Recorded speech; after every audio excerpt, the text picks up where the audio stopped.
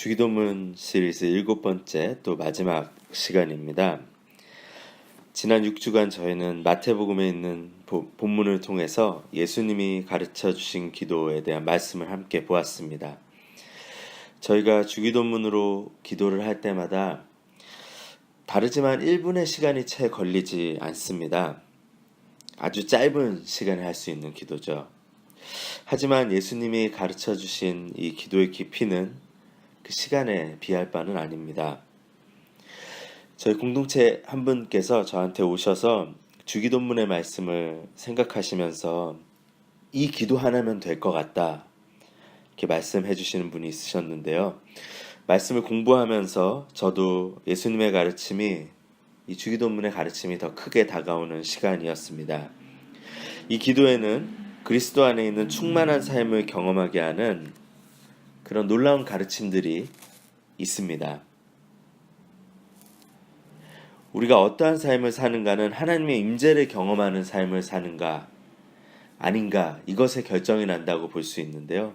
주기도문은 무엇보다 하나님의 임재를 갈망하게 하고 그것을 경험하게 하는 삶으로 나아가게 합니다. 하늘에 계신 우리 아버지여, 이 부분을 통해서 나의 가장 친밀한 아버지 되시는 하나님, 그리고 우리의 창조주 되시는 하나님을 생각해 보았습니다. 그 하나님을 저희 삶에 가장 존귀하고 특별한 분으로 높여드리는 찬양의 기도도 보았습니다. 이름이 거룩히 여김을 받으시오며, 또한 주기도문의 가장 정점에는 하나님의 다스리심을 구하는 나라가 임하시오며의 기도가 있습니다. 그분의 다스리심 가운데 하나님의 뜻이 이루어지는 삶을 구하는 이 기도. 주기도문은 저희로 하여금 하나님으로 부유한 삶을 살아가게 합니다. 또한 주기도문은 우리의 삶의 깊숙한 곳을 만집니다. 우리가 먹고 사는 문제, 관계의 문제, 또 우리 삶에 있는 시험의 문제 등 하나님은 우리 삶에 관심이 있으시고 그 관심이 있으실 뿐만 아니라 하나님의 선하신 손길은 우리의 삶을 붙들고 계십니다. 하나님은 우리의 삶에 필요한 것들을 공급하십니다. 하나님이 주시는 용서는 그 가운데 있는 우리들로 하여금 용서의 삶을 살아가게 합니다. 관계의 축복을 누리게 하십니다. 또한 여러 어려움 가운데서 우리를 보호하시는 하나님이십니다. 그렇기 때문에 우리의 믿음은 사실 전인적인 변화를 가져오는 것인데, 이 주기도문이 우리의 믿음이 어떤 것인지를 다시 한번 생각하게 합니다. 오늘 저희는 이제 마지막으로 13절의 말씀 보겠는데요. 핵심 메시지를 보기 전에 13절 뒷부분에 있는 송영에 대해서 잠시 말씀을 드리겠습니다. 나라와 권세와 영광이 아버지께 영원히 있사옵나이다 라는 이 부분은 주기도문의 송영이라고 불립니다. 이 부분은 역대상 29장 11절부터 13절의 내용이 줄여져 있는 것이기도 합니다. 11절을 보시면은 천지가 모두 하나님께 속했고 하나님의 통치 가운데 있음을 말씀합니다. 12절에서는 모든 권세와 능력이 주께 계심을, 13절에서는 하나님의 영화로운 이름을 찬양하는데요. 주기도문의 송영, 나라와 권세와 영광이 아버지께 영원히 있다는 이 의미들을 다 담고 있습니다. 송영은 이제 영어로는 독설로지라고 하거든요. 독사, 영광을 뜻하는 단어이고요. 로고스, 언어를 뜻하는 단어, 이 두 개가 합쳐져서 독설로지, 영광의 말, 언어로 하나님을 찬양하다라는 그런 뜻을 가지고 있습니다. 저희 오늘날 이제 교회에서는 잊혀져가는 단어 중에 하나인데요. 마태복음 6장 13절의 송영 부분은 사실은 오래되고 유력한 성경 사본에는 나와 있지 않습니다. 또 누가복음에 나와 있는 주기도문 본문에도 이 부분은 나와 있지 않은데요. 유대인들은 기도의 끝에 송영을 하는 그 전통이 있었습니다. 그래서 이 송영 부분은 초대교회에서 예배용으로 덧붙여진 것으로 생각합니다. 그래서 마태복음 6장 13절에서도 이게 이제 괄호 안에 들어가 있죠. 그리고 NIV라든지 ESV라든지 대부분의 영어 성경에서는 이 부분의 번역이 빠져 있습니다. 기록되어 있지 않습니다. 그럼 오늘의 핵심 메시지인 시험에 대해서 함께 보겠습니다. 13절의 앞부분을 보시게 되면 먼저 우리를 시험에 들게 하지 마시옵고 라는 말씀으로 시작하고 있습니다.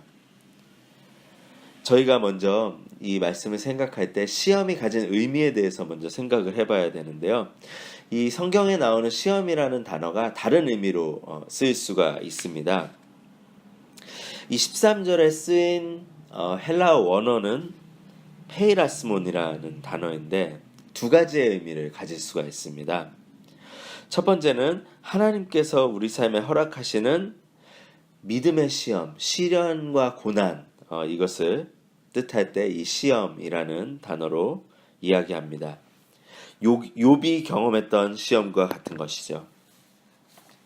다윗이 시편 23편 4절에서 내가 사망의 음침한 골짜기로 다닐지라도 해를 두려워하지 않을 것은 주께서 나와 함께 하심이라 이렇게 말씀하는 부분이 있는데, 고백이 있는데, 우리 삶에는 사망의 음침한 골짜기와 같은 고난과 시련이 있습니다.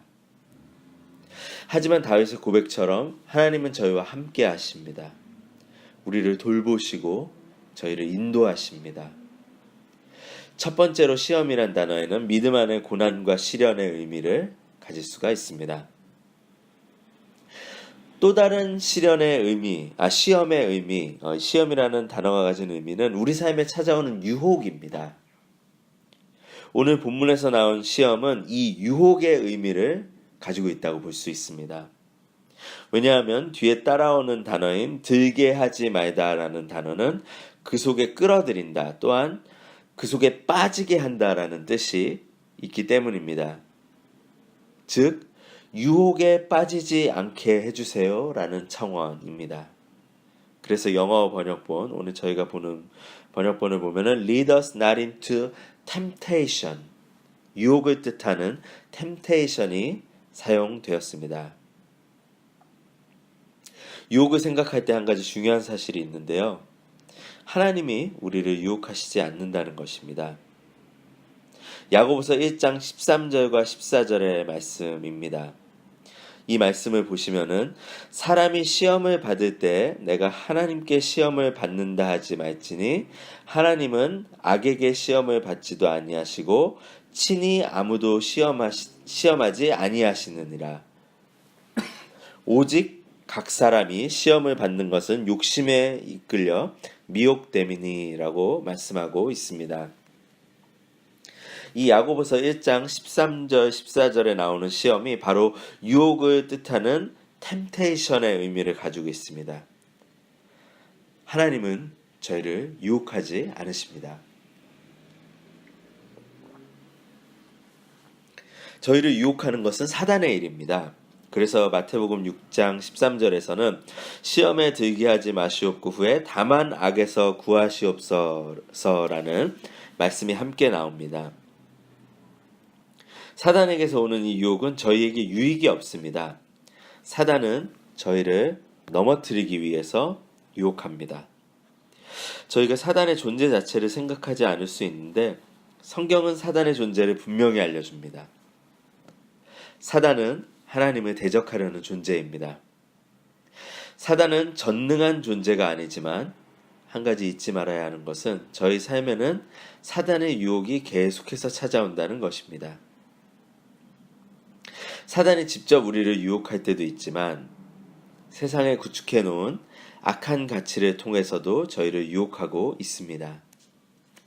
마치 바닷가에 파도가 있듯이 저희 삶에는 계속해서 유혹이 찾아옵니다. 예수님은 저희가 이 유혹에 빠지지 않도록 기도하기를 원하셨습니다. 사단은 인류의 첫사람인 아담을 유혹하였습니다. 창세기 3장 5절을 보시게 되면 뱀으로 찾아온 사단은 이렇게 사람을 유혹합니다. 이 말씀을 보면 너희가 그것을 먹는 날에는 너희 눈이 밝아져 하나님과 같이 되어 선악을 알 줄 하나님이 아심이라. 창세기 3장 5절에 이렇게 말씀하고 있습니다. 너희가 하나님과 같이 될 것이야. 이것이 사단의 유혹이었습니다. 사단은 아담과 하와를 하나님과 같이 될 수 있다고 라며 유혹했습니다. 지난번 이제 저희 목회자 컨퍼런스에 오셨던 송영선 목사님이 이거를 이제 사단의 마음이라고 이렇게 표현하시더라고요. 내가 하나님 되려는 이 마음. 사단은 저희로 하여금 교만하게 합니다. 하나님이 없어도 된다고 생각하게 합니다. 사단은 아담과 하와에게 이 유혹으로 결국은 이들을 넘어뜨렸습니다. 하지만 이것은 거짓이었습니다. 하나님의 자리에 앉으라고 하는 이 유혹을 받아들인 아담과 하와는 하나님처럼 되는 것이 아니라 하나님과 완전하게 누렸던 그 교제, 그 평화, 그 아름다움이 깨어지는 것을 경험하게 되었습니다. 영적 죽음을 경험했습니다. 하나님의 다스리심 가운데 완전하고 온전한 삶을 살았던 그 축복이 깨어지는, 하나님으로부터 분리되어서 서로 군림하고 다스리려는 평화가 없는 불행의 삶이 그들에게 시작이 되었습니다. 이렇게 성경을 읽다 보면은요, 참 재미있게 읽는 부분도 있고 흥미로운 부분이 있는데 또 잘 신경 써서 보지 않게 되는 부분도 있습니다. 저는 개인적으로 이제 창세기 3장부터 11장 사이는 사실 전에 크게 주목하지 않았던 부분입니다. 그런데 시간이 지날수록 이 부분이 참 중요하다라는 사실을 깨닫게 되었습니다. 이 부분은 하나님의 다스림이 깨어졌을 때 우리 삶에 일어나는 일들을 보여주는 아주 중요한 본문입니다. 하나님께 등을 돌린 후에 아담과 하와는 자신의 하나님의 향한 불순종이 드러나자 먼저 책임을 떠넘기는 모습을 보입니다. 원망의 삶이 시작되는 것이죠. 너 책임이야. 아니야, 뱀 책임이야. 이렇게 아담과 하와에게서는 원망이 시작됩니다. 아담과 하와의 자식들인 가인과 아벨. 가인은 자신의 동생인 아벨과 자신을 비교하기 시작합니다. 비교하면서 결국 분노 가운데 자신의 동생을 죽이기에 이릅니다. 하나님의 다스림 가운데 평화롭게 충만해야 하는 사람들이 비교의식과 분노 가운데 죄의 열매를 맺기 시작합니다. 악한 일들이 일어나는 것입니다. 가인의 자손들에게서도 죄의 열매는 계속해서 나옵니다. 일부 다처제의 모습들, 복수를 행하고 자랑하는 모습들, 살인을 저지르는 일들, 힘으로 억누리고 죽이는 일들이 일어납니다. 계속해서 죄의 악순환이 보여지고 죄의 열매들이 더욱 선명하게 보이기 시작합니다. 하나님은 저희들에게 하나님을 사랑하고 신뢰할 수 있는 자유를 주셨지만 사람들은 불순종하는 일에 그 자유를 사용하였습니다. 창세기 11장이 바로 그 클라이막스입니다. 창세기 11장 4절을 보시면 또 말하되 자 성읍과 탑을 건설하여 그 탑 꼭대기를 하늘에 닿게 하여 우리 이름을 내고 온 지면에 흩어짐을 면하자 이렇게 말씀합니다. 4절의 말씀에서 볼 수 있는 것은 하나님 없이도 살아갈 수 있다라고 생각하는 그 우리의 마음이 표현되는 것입니다. 바벨탑은 이 마음이 형상화되는 것입니다. 실제로 일어나는 것입니다. 탑 꼭대기를 하늘에 닿게 하자. 하나님의 자리에 앉고 싶은 사람들의 마음이 표현된 것이 바로 바벨탑입니다. 그래서 이 구절을 보시면 이 바벨탑만이 아니라 성읍, 영어로는 city를 만들자고 하였습니다. Come, let us build ourselves a city. 그 당시의 도시는 바로 나라와 같은 것입니다. 하나님을 대적하는 나라를 만드는 자리로 나아가는 것을 보게 됩니다. 그래서 사단이 오늘도 저희를 유혹하는 것은 이것입니다. 우리로 하여금 내가 하나님 되려는 마음을 품게 하고 하나님 나라의 가치와 반대되는 하나님 나라의 가치를 대적하는 삶으로 나아가도록 우리를 유혹합니다. 우리로 하여금 다른 사람들과 상황을 탓하게 하고 서로 비교하게 하여 우월감과 열등감을 오가며 살게 합니다. 나의 이익을 위해 다른 사람을 불이익에 빠뜨리고 힘으로 군림하려 하고 억압의 자리에 있게 합니다. 하나님의 자리에서 정죄하는 삶을 살아갑니다. 사단의 유혹에 저희의 죄의 마음이 만나 열매를 맺는 것입니다. 예수님은 우리가 이 삶의 모습에서 돌아서기를 원하십니다. 그래서 하나님께 돌아서는 회개는 우리의 마음이 하나님께 돌아서는 것인 동시에 우리의 삶에서 하나님의 나라의 가치를 추구하는 구체적인 변화가 일어나는 삶인 것입니다. 하나님의 다스림이 회복되는 삶, 그것이 회개한 한 사람에게는 일어나야 되는 것입니다. 요새 저희가 큐티책으로 묵상하고 있는 본문이 이제 신명기의 말씀인데요. 이스라엘의 역사를 보여주는 책입니다. 하나님께서는 이집트에서 노예로 살고 있던 이스라엘을 구원하십니다. 그들은 이집트의 압제에서 벗어나 하나님의 인도하심으로 홍해를 건너게 됩니다. 홍해를 건넌 이스라엘은 광야에 들어서게 되고 그 광야에서 하나님은 그들을 보호하시고 함께 하시고 그들의 필요를 채우셨습니다. 시내산에서 모세를 통해서 그들에게 말씀을 주셨습니다.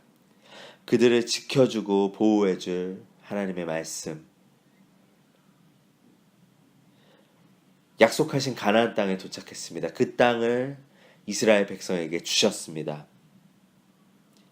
그 약속의 땅에서는 하나님의 백성들이 하나님이 주신 땅에서 그분의 통치, 다스림을 받으며 살아가는 삶이 보여졌어야 됐습니다. 하나님 나라의 모형, 그것이 바로 약속의 땅에서 일어나야 하는 일이었습니다. 하지만 이스라엘은 하나님의 다스리심 대신에 우상을 숭배하기 시작합니다.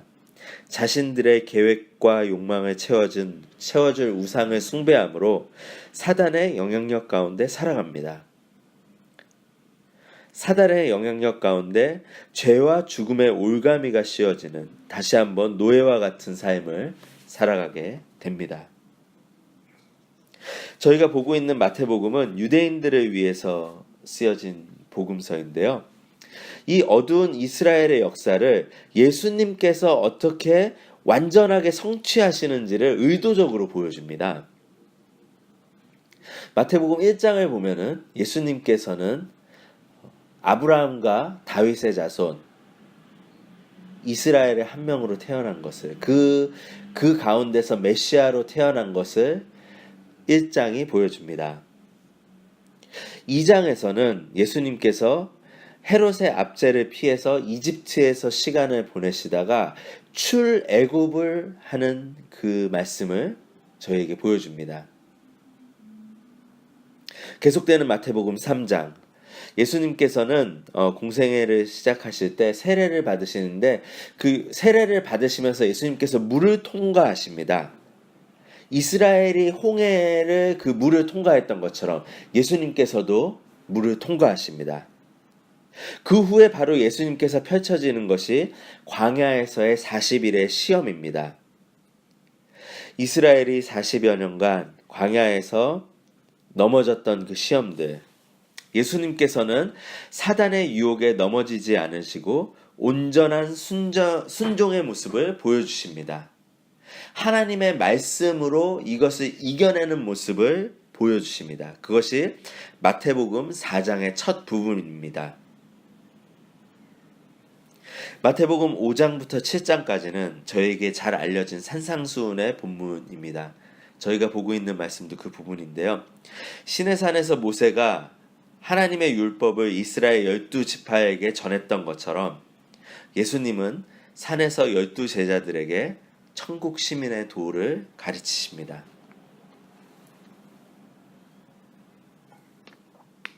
그리고 예수님의 생애를 통해서 이 가르침을 살아내십니다.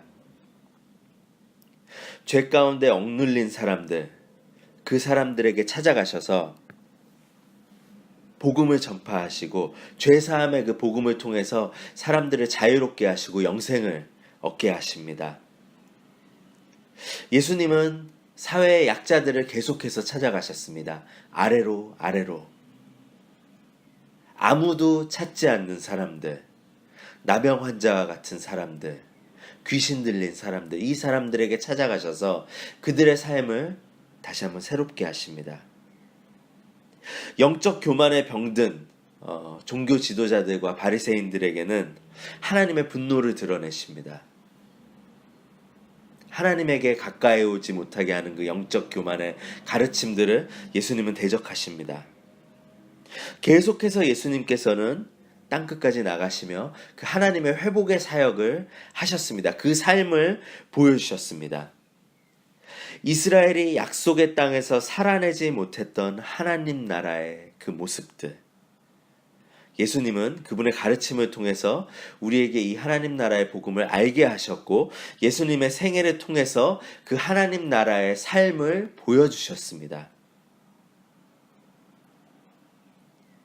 예수님은 우리를 그 하나님 나라의 가치를 살아가면서 이 땅 가운데 천국 시민으로 살아가는 그 삶으로 저희를 초대하십니다.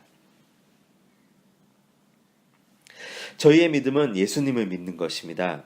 예수님이 십자가에서 우리를 위해서 죽으신 대속의 역사, 그리고 부활을 통해서 죽음을 이기신 그 부활의 생명을 저희에게 주셨습니다. 또한 하나님을 사랑하며 순종하는 그 온전하고 완전한 삶을 저희에게 주셨습니다. 예수님을 믿는 것은 이 예수님을 받아들이고 믿는 것입니다. 영접, receive, 믿음, believe, 이것이 저희가 예수님을 믿는 것이죠. 그래서 예수님께서는 예수님의 그 대속의 은혜와 부활의 생명과 온전함을 믿는 자들에게 주십니다. 예수님을 받아들이면서 동시에 예수님을 믿는다는 것은 예수님의 말씀과 그 하나님의 나라의 가치를 받아들이는 것입니다. 예수님을 믿는 것, 예수님의 가르침을 받아들이는 것, 우리가 이것이 마치 떨어져 있는 것으로 생각할 때가 참 많이 있습니다. 하지만 성경은 분명히 이야기합니다. 예수님을 믿는 것은 예수님이 나를 구원하실 구원자요, 또 나의 주인으로 받아들인다는 것, 구주로 받아들이는 것은 바로 나의 마스터, 주인으로 예수님을 받아들이는 것입니다. 그런데 저희가 만약 주인의 말에 전혀 귀 기울일 생각이 없는데 그분을 주인으로 받아들인 것일까요? 한 가지 말씀드리고 싶은 것은 저는 지금 율법주의나 완벽주의를 말하는 것이 아닙니다. 저희는 모두 연약합니다. 저희는 한 걸음씩 자라게 됩니다. 저희는 완전할 수 없습니다. 하지만 전혀 예수님의 가르침에 관심을 두지 않겠다고 마음을 정했다면, 나의 삶은 예수님의 것이 아니고 내 거야 라는 그 마음이 내 마음에 확고하다면, 예수님의 가르침이 전혀 내 삶에 영향을 미치고 있지 못하다면 나의 믿음이 성경이 말하는 믿음인지 다시 체크해 보아야 합니다. 그 마음에서 돌아서야 합니다. 예수님만이 나를 구원하실 분이고 또한 나의 주인이라는 그 믿음, 그것이 구원에 이르게 하는 회개의 마음입니다. 그 회개의 마음에 예수님의 가르침이 사라지기 시작하는 변화가 일어나게 되는 것입니다. 오늘도 사단은 저희를 예수님의 가르침에서 돌아서게 하려고 합니다. 저희 삶에 하나님의 다스림을 깨트리려고 합니다. 그래서 시험에 빠지는 삶의 반대말은 시험에 안 빠지는 삶이 아닙니다. 시험에 빠지는 삶의 반대말은 하나님 나라에 헌신하는 삶입니다.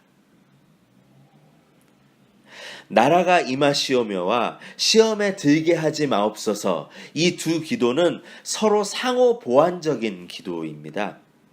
한 가지의 삶을 추구하게 하는 기도입니다. 예수님은 저희가 하나님 나라를 꿈꾸며 그 가치를 추구하는 삶을 통해서 하나님께 영광을 올려드리는, 그래서 시험에 빠지는 삶을 살지 않게 되는 그 삶으로 저희를 초대하시기 위해서 이 기도를 주셨습니다. 천국 시민의 삶, 이것이 참 이렇게 중요한데요. 저희가 살고 있는 이 시대를 생각해 봅니다. 나만 괜찮으면 되라는 개인주의가 보편적인 가치가 되어버린 이 시대.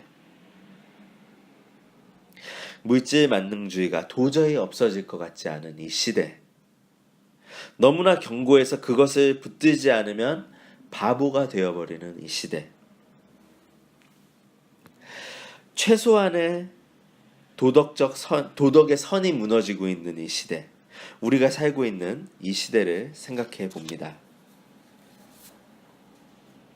로마서 12장 2절에 이렇게 얘기합니다. 너희는 이 세대를 본받지 말고 오직 마음을 새롭게 함으로 변화를 받아 하나님의 선하시고 기뻐하시고 온전하신 뜻이 무엇인지 분별하도록 하라. 너희는 이 세대를 본받지 말라라고 말씀합니다. 본받다, 영어로는 이제 conform으로 번역이 되어 있는데요. 원어인 헬라어로는 이 단어가 틀 안에서 녹여버리다라는 뜻을 가지고 있습니다. 무엇인가를 이렇게 틀 안에서 만들 때 뜨겁게 녹여서 이렇게 그 안에 붙게 되면 틀의 모양대로 그대로 나오잖아요. 이 시대는 저희의 마음과 영혼을 녹여서 세상이 만들어 놓은 틀에 그대로 부어 넣으려고 합니다. 그 모양대로 만들어내려고 합니다. 그래서 저희가 시험에 빠지지 않는 삶은 소극적인 자세로는 살아갈 수 없습니다. 아무것도 하지 않고 가만히 있으면 녹여져서 세상의 틀에 맞추어질 것입니다. 사단의 유혹을 이겨낼 수 있는 것은 하나님 나라를 꿈꾸며 살아가는 적극적인 자세로만 가능한 삶입니다. 예수님이 저희에게 주시고 싶으셨던 메시지, 하나님 나라의 복음, 이 복음의 메시지를 붙들고 살아가야 합니다. 이 가치를 공동체가 함께 살아내야만 합니다. 아무것도 하지 않으면 아무 일도 일어나는 것이 아닙니다. 아무것도 하지 않으면 세상 따라 사는 것입니다. 사단은 오늘도 우리로 하나님의 나라를 살아가지 못하게 우리를 유혹하고 있습니다. 저희는 이 세대를 역류해야 합니다. 그것이 주님의 공동체를 향한 부르심입니다. 이 삶이 쉽지 않지만 하나님의 나라가 이루어지는 것들은 저희 삶에 다른 것과 비교할 수 없는 기쁨을 줍니다. 어둠 가운데 소망 없이 살았던 한 사람이 예수님을 만나 빛 가운데로 나오는 일. 죄와 죄책감에 짓눌려 살던 사람이 용서를 통해, 하나님의 그 용서를 통해, 십자가의 용서를 통해 자유 가운데로 나오는 일을 보는 것은 다른 어떤 것과도 비교할 수 없는 감격이 있습니다. 깨어졌던 가정이 예수님의 복음으로 인해서 다시 온전하여지는 것을 보는 것. 마음이 무너져 있던 사람, 주저앉아 있었던 사람이 예수님의 복음으로 인해서 섬김의 삶으로 나아가는 것. 이 회복의 역사를 위해서 나의 삶이 사용되어지는 것은 다른 것과는 비교할 수 없는 기쁨이 있습니다. 오늘도 수렁에 빠진 것과 같은 삶을 사는 분들이 많이 있습니다. 하나님의 존귀한 형상으로 창조되었지만 사람답지 못한 삶을 살아가고 있는 사람들. 많은 여성들과 아이들이 인신매매와 성사업으로 인해 노예와 같은 삶을 살아가고 있습니다. 아직도 전쟁 가운데 죽음을 통과하는 분들이 있습니다.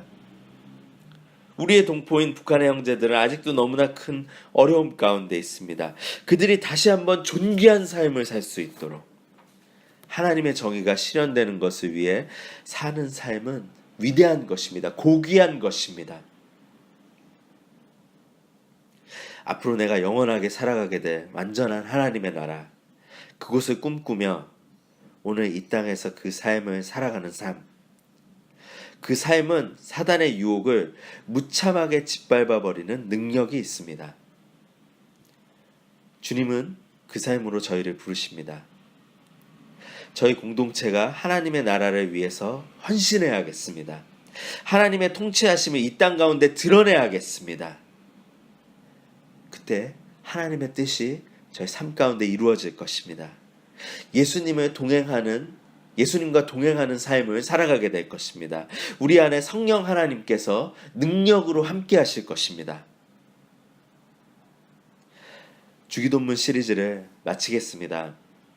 예수님이 가르쳐 주신 기도가 저희를 하나님으로 부유한 삶으로 인도하기를 간절히 소망합니다. 예수님이 가르쳐 주신 기도가 하나님의 나라를 꿈꾸는 자녀로 또 저희 공동체로 저희를 인도하시기를 간절히 소망해 봅니다. 이 기도를 통해 저희의 왕 대신 예수 그리스도만을 믿으며 그분의 가르침이, 그분의 말씀이, 그분이 보여주셨던 그 삶이 저희를 인도하는 그 복된 삶으로 나아가는 저희 모두가 되기를 간절히 소망합니다. 기도하겠습니다.